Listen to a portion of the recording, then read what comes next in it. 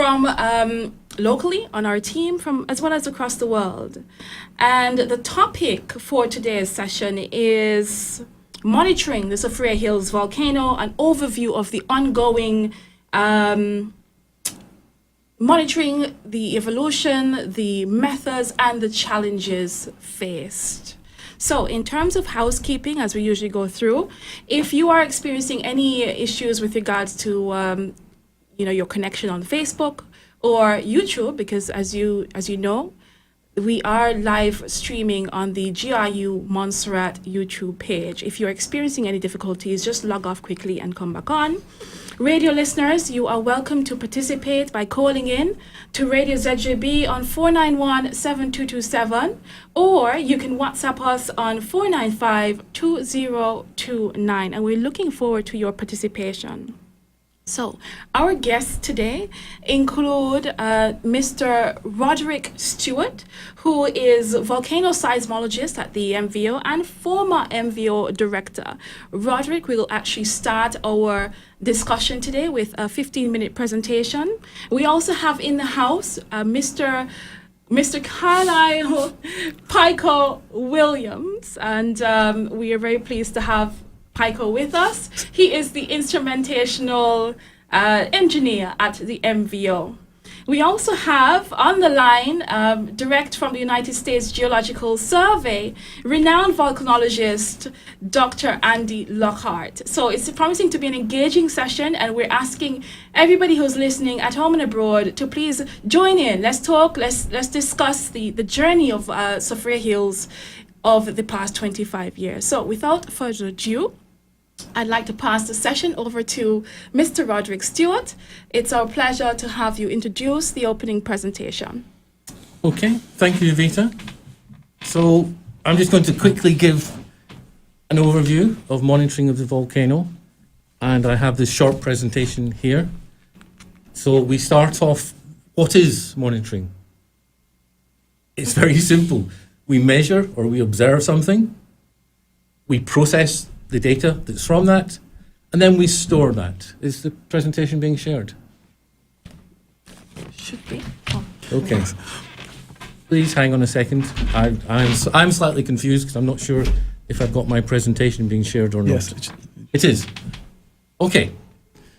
So that's what monitoring is in a nutshell. Just measuring something, processing it somehow, and then storing it. And this applies to everything. It applies to sort of complex data from cameras and ground deformation and things. But it also applies to photographs and things that we see. It's very important to measure, to process, and to store, and to keep the dates with it, to keep the time with it. I had a question only 2 days ago from someone saying what happened in July 1995, and they were wanting the exact time of something. And if we hadn't done proper monitoring and stored the times, we'd be a little bit stuck. Now, MVO uses a lot of monitoring methods, and I've got a list of them on screen. I really don't think I should bother reading them all out. But we use a lot of different things for monitoring the volcano.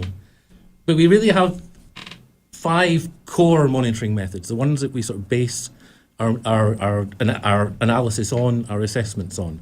And these are seismic monitoring, which is looking for small earthquakes under the volcano. Ground deformation, looking for movement of the ground using either GPS or electronic distance measurement. The gas emissions from the volcano, looking mainly at the sulfur dioxide, but we look at other gases as well. Then we have visual observations, including from thermal cameras, and then the sampling and analysis of deposits. So those 5 are sort of core monitoring methods.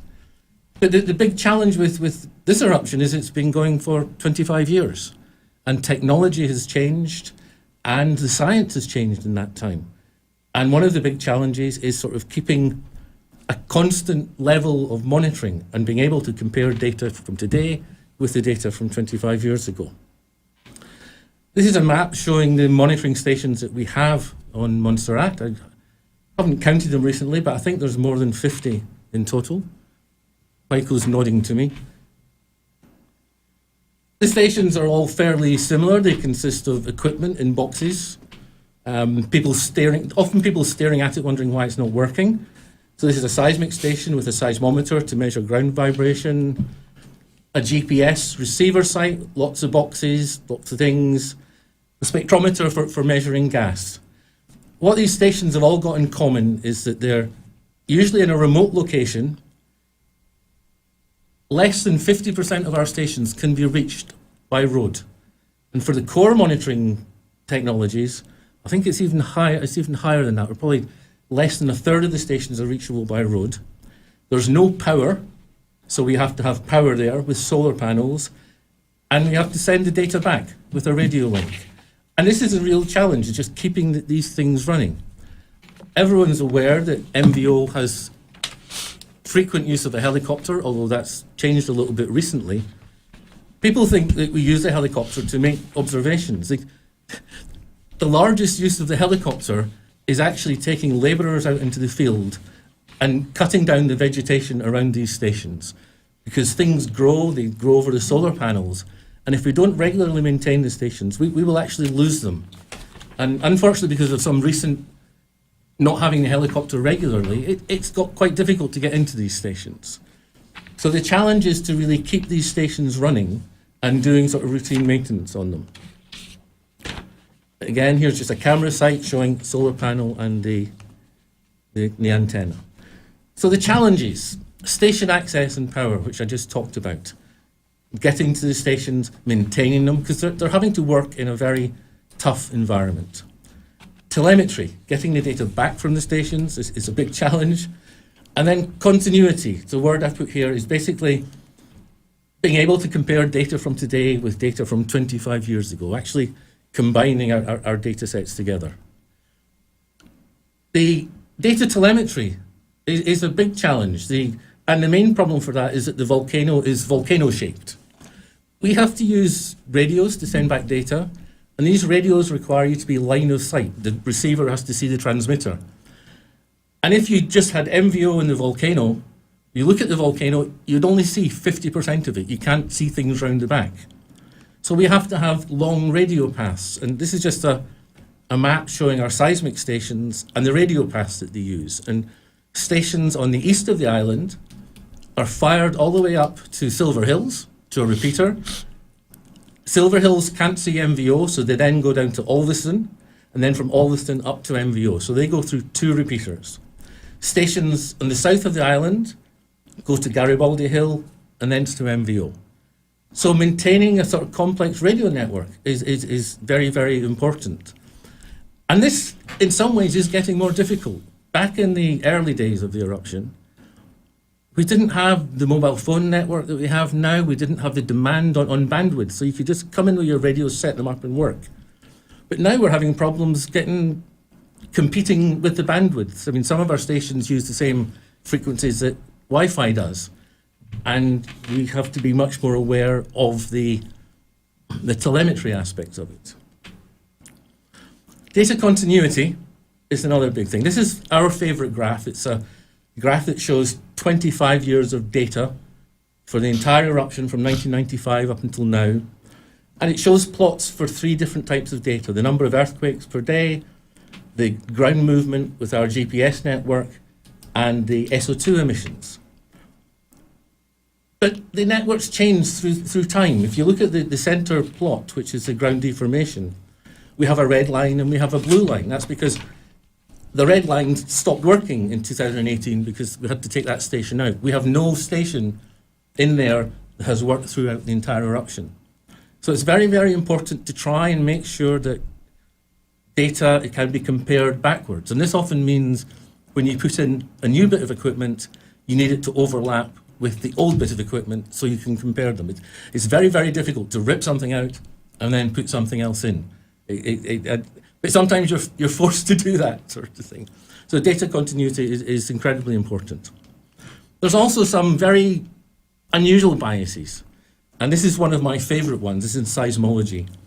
This is a plot showing the number of earthquakes per day back in 2009, 2010.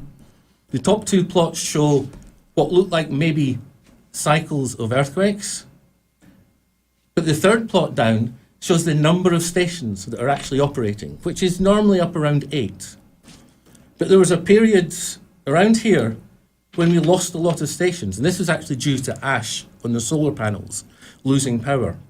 And so the number of stations dropped for a significant period of time, and this coincides with a drop in the actual number of earthquakes that we've detected. And I'm fairly certain now that this drop here isn't real because it's due to the lack of stations, whereas the earlier drop is real. So we really have to understand a lot of the nuances of our monitoring to use the data.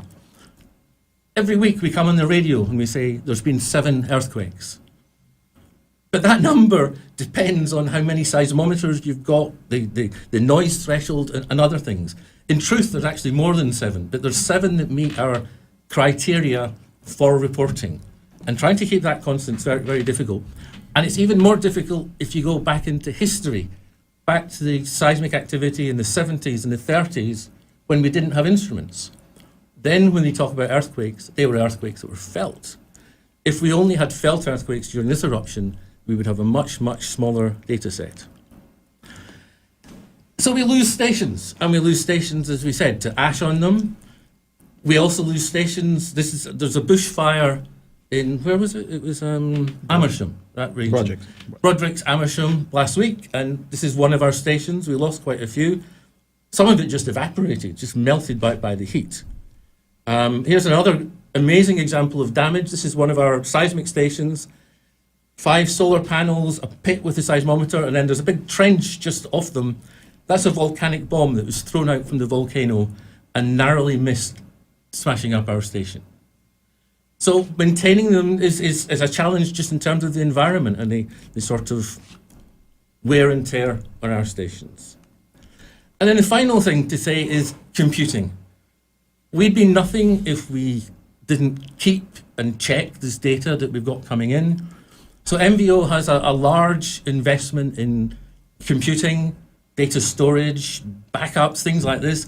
And this is another thing that's changed with time. Some of our data from 1990s is stored on zip drives. I don't know if anyone remembers zip drives. And I think we had to go into eBay to get a drive reader to read the data from them, sort of thing. So we keep very much up with the computing side of things. This is just a photograph of 3 of our work experience students who, I'm not sure what they were doing that day. These are like old computers that were getting thrown out. But computing is very, very important. So that's it for the overview that I was asked to give. And I think we should open it up to further discussion. Thank you so much, Mr. Stewart. That was very informative. I love the photographs that you're using as well in your discussion. Takes us to place and time. So we are open for the talk session. Let's talk about the monitoring of the MVO's, from a scientific perspective, the technical perspective, but also looking at the evolution of the equipment, of the monitoring, as well as those methods used. I wanted to share with you that we are live on Radio ZJB, so you can call in, and we'll be able to take your call live on 491-7227. Don't be shy. Please do, get your questions out there as well. And we look forward to even hearing from some of the young people in our community. If you have any questions on Facebook Live, we'll try to put them in. So to start the session off, I wanted to find out from you all, and bringing Dr. Andy Lockhart into the conversation straight away. What was your first experience, Dr. Lockhart, with the Soufriere Hills Volcano? Well, can you hear me? I can hear you great. Excellent. So my first experience was in '95, just after the first ash emission, the first explosion in July of '95. I arrived on Montserrat with the rest of my crew from the U.S. Geological Survey from the Volcano Disaster Assistance Program, and we'd been invited by the Montserratian government to come and help the SRU, who was there at the time, Liam Ambe and Lloyd Lynch among them, they had a seismic network going. They had a data acquisition and analysis system going. They had occupied a space in one of the government offices in downtown Plymouth, and we'd invited to come and help out with some tools and techniques that we had that would help augment their monitoring system. And there were basically two things that we brought. One was another data acquisition and analysis system that we ran in parallel to theirs to gather seismic data. The Soufriere system that they had established already was optimized for tectonic earthquake location. The system that we brought, which we called the Willy Lee system for its inventor here, was a tectonic monitoring system that had been modified for volcano monitoring capabilities, especially using tools like RSAM, which is the acronym for the real-time seismic amplitude monitor, that basically looks at continuous seismic data to look for changes in seismic energy output, which is really useful at a volcano. We also brought some telemetry tilt meters, which we scattered around the volcano. And I was part of that team. I was there July through August, and maybe into September of that year. I stayed long enough to see the network through a tropical storm that came through, and then I left just before the first dome appeared in the crater, and unfortunately, I have never been back. So my experience on Montserrat is limited to that few months in 1995 at the beginning. But I have been working on other volcanoes in other parts of the world since then, and can speak to how sort of volcano monitoring has evolved over the last quarter century. Thank you so much, Dr. Lockhart. And it was certainly interesting to hear. Go ahead, Rod. I just want to interject here because I think Andy's underplaying himself a little bit here. He came here as part of what was called, the Volcano Disaster Assistance Program, which is basically the US has a monitoring system set up that they can quickly deploy to anywhere in the world. And I've seen this in action in other places. And it means within a couple of weeks, they can have a fully operational system up and working. And this is really important for places that have no monitoring at all. We had the University of the West Indies monitoring happening at the time, but it's just incredible the way that it was set up to do that. And the VDAP program's been very useful in very, various places. So I think that just the way he talked about it, we came and we set some stuff up. It was very much planned in advance. They had a way of helping out. Yeah, it did seem, I was able to visualize this team of scientists running onto the island and with an incredible amount of gear. It just sounded like you had tons and tons of gear. And how did you get it in? Did you fly in? Did it come in a helicopter? It must have been stuck on a boat. I don't know. How did that gear get here? I can't remember how it worked here, but in other places it's often covered by the American aid program and stuff. So when I was in Papua New Guinea, it came in a United States Hercules, which had actually come all the way from Alaska, which is an amazing distance to have brought the equipment. So, and the logistics of getting everything from A to B is something that they had worked out in advance. So it just helped their rapid deployment. Incredible. And thank you so much, Dr. Lockhart, for your contribution so far. So yeah, Mr. Stewart, what was your experience like? When did you arrive first on Montserrat? So I arrived sometime in '96, and Andy unfortunately had left by then, but there were still, the Americans were around. We had 2 seismic networks. We had lots of scientists. We had quite a bit of bickering at the time. Everywhere I've worked in the world, scientists argue. It's a stressful situation. Yeah, though. but they all think they know more than everyone else, and I'm like that as well. So, and there's a lot of things being done on the fly. This is what I found really impressive: is people trying to sort of come up with monitoring techniques, things that could help you. And an example is that there were some cracks on Chance's Peak, I remember. And therefore, people would go up there regularly in a helicopter and measure those cracks once a day or once every 2 days. Go up and they'd measure this. And you have to work out a way of this being repeatable. So they'd put in some very solid pins and then they'd measure the same distance. But then, of course, they get destroyed and they'd have to do other things. But there was an awful lot of ad hoc. How can we do this? How can we do this? How can we use photographs? Because we had a lot of very bright people here, arguing a little bit, but working together most of the time, trying to put their minds to the problems of what's going on. And the seismic and the tilt and the other sort of things are standard, but there's a lot of other stuff that people want to work on. And it was quite amazing, a lot of the ad hoc things that were going on. Yeah, it's incredible to imagine what's happening behind the scenes. And the other thing, of course, is the danger aspect. Scientists are very keen to, climb up volcanoes and stick their toe in to see how hot it is, sort of thing. But you have to when you've got so many people working, you actually have to make sure things are done safely. In fact, that was my first job. When I came, I was sort of liaison between different scientific groups to try and make sure things went safely. I'm not sure if they did. Yeah, and I think it's important so people recognize too that at that time there was no Montserrat Volcano Observatory. It was actually operating through the seismic research unit in Trinidad. Well, no, the name MVO came up quite quickly. It was within a couple of months. So there was always something called the Montserrat Volcano Observatory. It's just, it was run in different ways. So initially it was the SRC in Trinidad, or the SRU.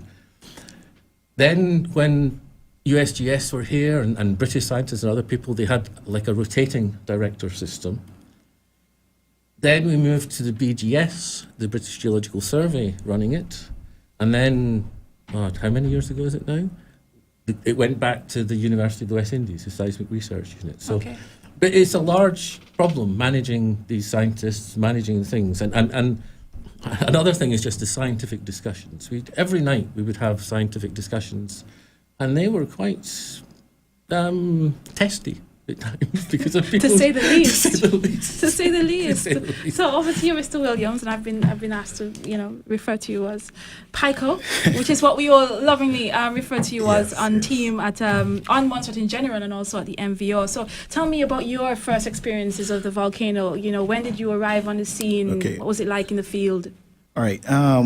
So initially I worked at the volcano monitoring unit in St. Vincent, and as Montserrat was, it's all a part of what was SRC, SRU back then. And initially I was sent to Montserrat by the government of St. Vincent and the Grenadines as part of the SRC team.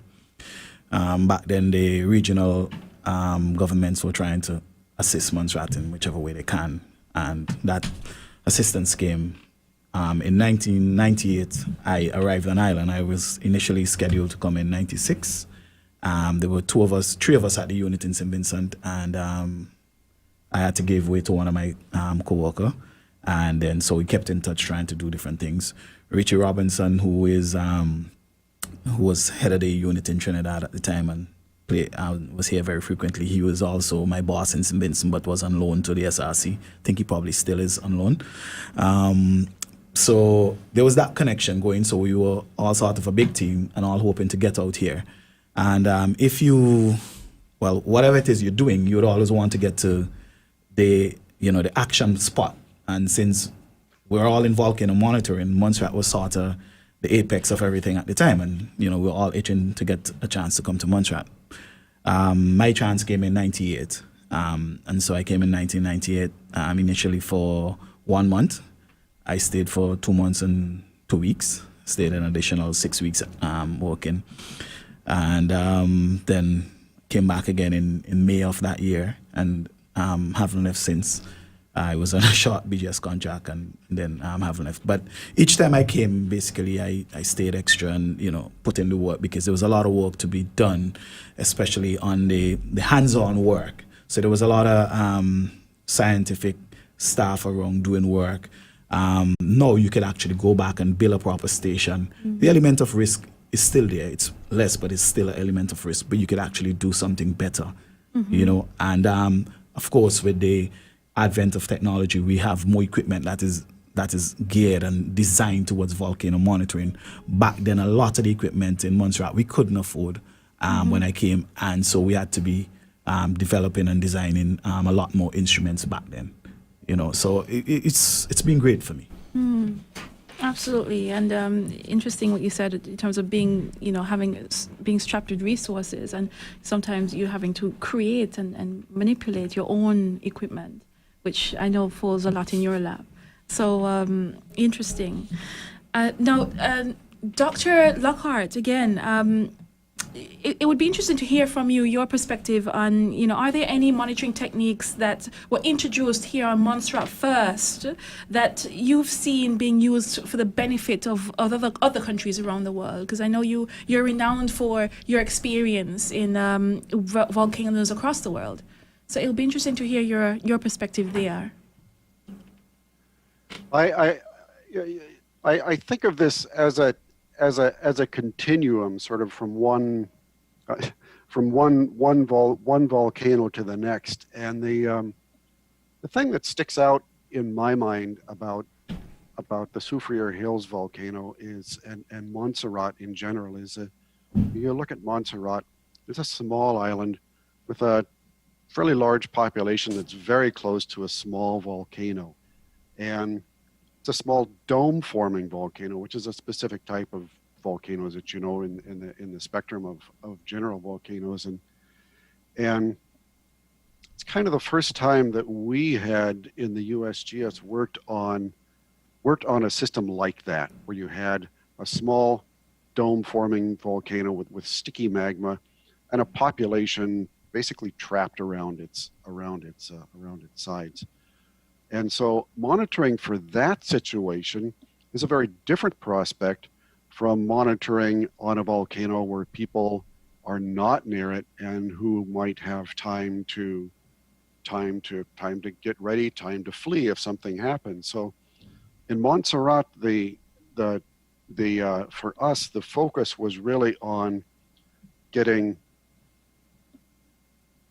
actionable information at a very short time span and being able to disseminate it through the population so that you'd get the information, like Rod says, you acquire it, you store it, then you have to do something with it.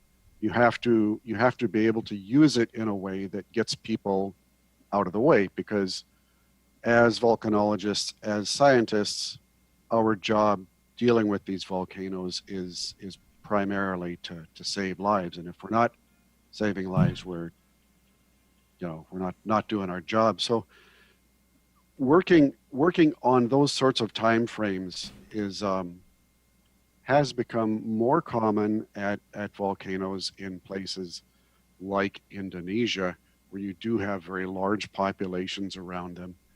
And so some of these lessons that we started to learn at Montserrat have been carried forward. And so that's sort of general sort of thing.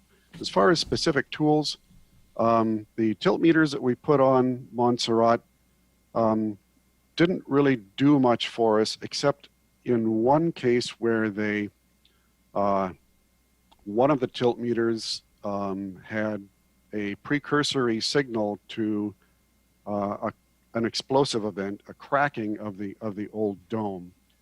And another thing that happened during that period of time, during those first few months when the dome was being forced apart by magma moving up from underneath, was we saw the generation of small lahars, mud flows, as water was forced out of the ground by the motion of the magma. And it was the event that happened at Soufriere Hills Volcano was very small. It was not very dangerous. It was notable seismically. In fact, when we saw the signal, we didn't recognize it as a lahar. We thought it was a protracted ash emission, And I think that as a result, there were some evacuations around long ground. Subsequently, it turned out that it was a lahar. This sort of phenomena we have seen at other volcanoes, and we're just still trying to wrap our heads around the dynamic of a new intrusion into an old dome complex. And that is still very much, I think, an area of active study, because they happen so infrequently, and they have been captured by monitoring data so infrequently and in such a ragged manner that we just don't really have a grip on it. But that's a Montserratian story has been carried forward and is still continuing. Other things, I think that the earthquake sequence that was present before the eruption, the distal VT swarms that were occurring there, we recognized at the time as being likely due to magmatic intrusion, and as an indicator that the activity was magmatic rather than hydrothermal based. Those had been seen before, but they have been seen quite a bit since then, and now they are part of the sort of standard model by which people interpret seismicity at volcanoes, and I'm sure that Rod can speak to this with authority. Those are a couple of things from 25 years ago. Interesting. Thank you so much. And that's Dr. Andy Lockhart from the United States Geological Survey. So let's talk. We are in MVO Talks, and we are discussing monitoring of the Soufriere Hills Volcano, evolution, methods, and challenges. And I'm inviting everybody who's listening at home to feel free to call in and ask any one of the team here on island or our special guests from the United States. Andy Lockhart, call in 491-7227 or WhatsApp us on 495-2029 or pop your question on the Facebook chat. And just to let you know, we have Tarek Brown on Facebook, and he asks, how much of the data is publicly available? Data Viz Pro here would love to have a set to play with. So who wants to take that one? I guess as former director, I'm probably best to do that. The data we will happily share with people for research, and especially with other volcano observatories. So if people want to use the data for something, then they just have to ask us. Okay, we don't have it freely available openly, but if a party is interested in looking at the data and has a good thing to use it for, then they just need to get in touch with us, and we'll put together an agreement that will allow them to do that. But it's very important having access to data, and in some areas it's shared more than in other areas. But yeah, we like to share it, but it's not normally freely available. Thank you so much. So Tarek, DM us on Facebook if you like with your details and your request, and we'll look into that for you. Also, let me share our email address if anybody wants to contact us for data requests or anything such as that. Perhaps you'd like some information from MVO Outreach. Email us at mvomontserrat@gmail.com. And another question that came in from Danny Joseph on Monday was, how has MVO and our island of Montserrat benefited from the improvements in technologies? You've alluded to that, to some extent, but can we go a little bit further into that to answer, Mr. Joseph? It's a very interesting question, and Andy talked about this a little bit. When I started out in volcanoes a long time ago, and I think I got this phrase from the USGS. I was told that in volcano monitoring, we use trailing edge technology. We don't use lead. Do you remember that, Andy? I don't know who. Yeah. I think that came from you. We don't use the latest thing. because the latest thing is still being tested and it breaks down. And we have that. People bring things, they try it, breaks down, they go away, they try and fix it. And we need continuous data. So the important thing is that we use technology that's tried and tested. We can advance that technology, and I think we can advance especially the processing of it, but we really are just sort of keeping up with everyone else. We're not that concerned in sort of the latest and the greatest. Yeah, okay, so Paiko, it'd be interesting to hear your perspective on this. Well, Ask the man who has to maintain it. Yeah, I think both Andy or Rod spot on.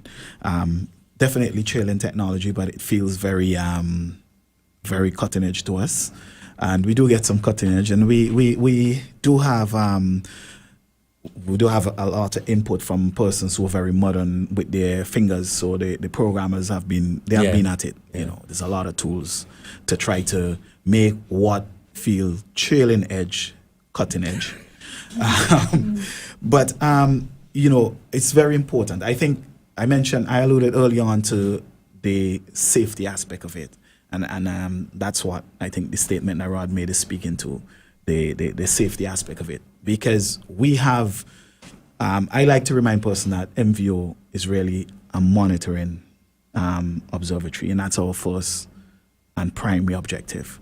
You have a lot of universities, a lot of people we interact with, and they're research based, and they would like to write a paper and do whatever. So coming back to this trailing edge technology, it helps us to remain that way and stay focused that way, because we have something that is tested, it's working, we can make it better for us, our purpose, and researchers can actually take the data and do work with it, make it better. But our primary focus is to really save life.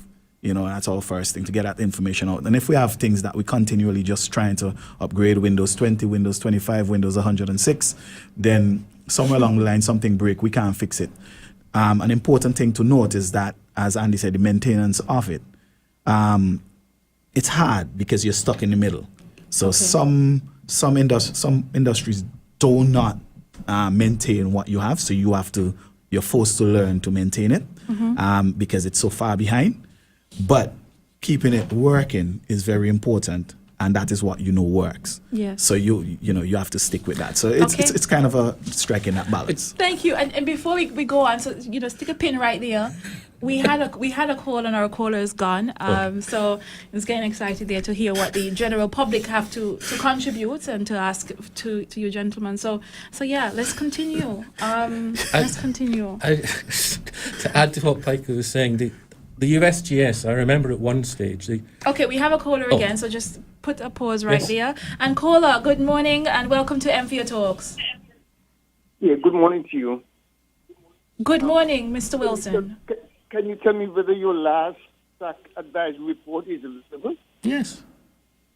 The last SAC advisory report, it was publicly available within a month of the SAC. So it's available on the MVO website, www.mvo.ms, or send an email and Peter will forward it to you. But yes, the SAC reports are always published about a month after the meeting. Okay, let me ask a question now. After 25 years of monitoring, what is it at this point that is the most concern to you about the volcano? Let me put it straight. Is the volcano still active? Is the dome still growing? What about the stability of the dome? In your last scientific report, there was concern about a continuous expansion or swelling. Can you address those concerns for me? Okay, the dome is not growing. The dome seems to be relatively stable. The swelling in the report is basically the swelling of the entire island, which is slowly inflating.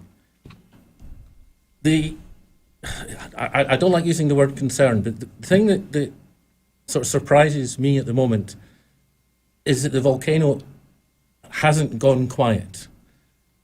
It's now, how many years is it since the last? 2010 was the last activity, over 10 years. But it's still belching out gas. It's still got earthquakes. It's still swelling.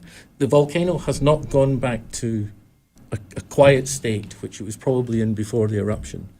And that's the reason why we are not in a position to say that it is not active. It is clearly still potentially active. It is not going back to sleep. And that's something that we're keeping a very, very close watch on. Thank you. Thank you so much. And Mr. Wilson, thank you so much for your contribution as well by way of your question. Right, so we have another caller. We have another caller coming through. So welcome to MVO Talks. Please go ahead. Just to expand a bit, the swelling word is of concern to me. Can you give me some assurance or give me some explanation, please? The whole world is moving. The whole world is moving very slowly. Tectonic plates are moving around, and there is something. The magma chamber is the cause underneath the island that is growing slowly. It's swelling slowly. It's not a huge push. This swelling at some stage has to change. It will either stop or it will end in some more volcanic activity. And that's what we're keeping an eye out for. Given the quietness over the last 10 years, I don't think the volcanic activity will start that suddenly. There should be precursory signs, but we have to ward against that. So there's still something down there trying to get out, but it could well run out of steam. But we just have to wait and see. We do as much monitoring as we can. We're trying to understand this. We're looking at our data, new ways to do it. But we really have to let the volcano tell us what's going on. But the swelling is small, but it is sort of continuous, and it's there, and it's something that we just need to keep watching.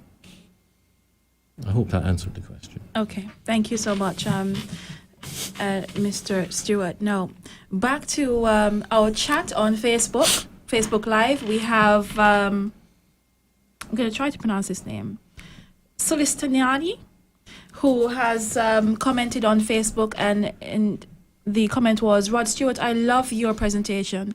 I would like to ask about, you have a fan out there, Rod, and the question is, I would like to ask about, how do you count the number of earthquakes? Do you use several stations or only use one reference station? Is it possible to calculate the magnitude of completeness of your network to reduce the earthquake count bias? Good question. Oh my gosh. This person's a seismologist.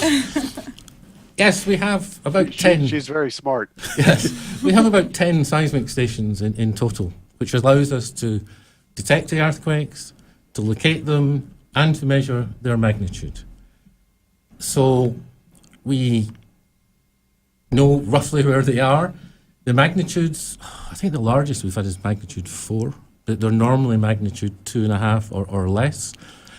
And I've forgotten the number, but we've had thousands of earthquakes since this eruption started. And it's not just earthquakes, we record rockfalls as well, which are a very important indicator of the growing dome. And I think we've had 100,000 rockfalls since it started. So we've actually got scientific reports and things like that let us understand the bias and try and make sure we've got this even playing field. But there are times when it's a challenge. We lose stations and we can't get to them. And recently, I was very concerned about our locations, because I think there was a location bias and trying to understand that. But seismic monitoring, and a lot of people are going to hit me for saying this, but it's probably the most important real-time monitoring we have of the volcano. And it's a very mature technology. Every single volcano observatory uses it. It's the first thing you put in. And therefore, there's a lot of knowledge out there, and there's a lot of experts, and it's something that, I enjoy doing. Thank you so much. And back to Pico, and well, can I jump in? Go ahead. No, because Pico was talking about keeping old equipment working, and I was talking about VDAP.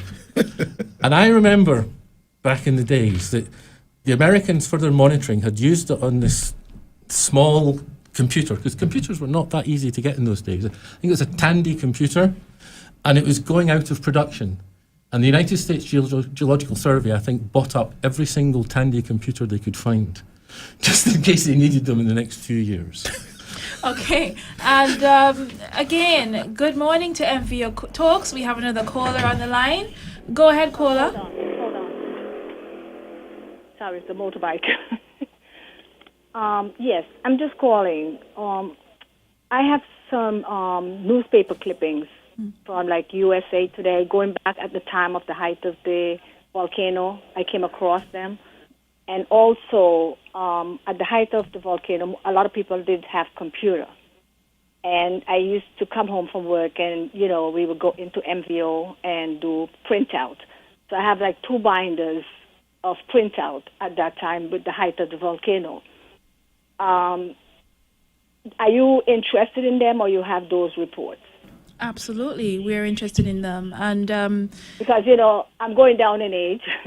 And, you know, my vision is kind of like off, and I'm not sure if my children will, you know, want them or, you know, keep them. Because the younger people today, you know, sometimes some might be interested, some might not, you know, especially if they don't reside here. yeah, we're definitely always building on the archive of I used to print out information. every day at the height of the volcano. There weren't too many people had computers at that time. It sounds like a precious collection that would really be valuable to the archive that we're building at the MVO. And also, I don't know if you're aware or might have heard our session on, it was Tuesday, and the mountainaglow.com website is live now, and it sort of goes through a timeline of information.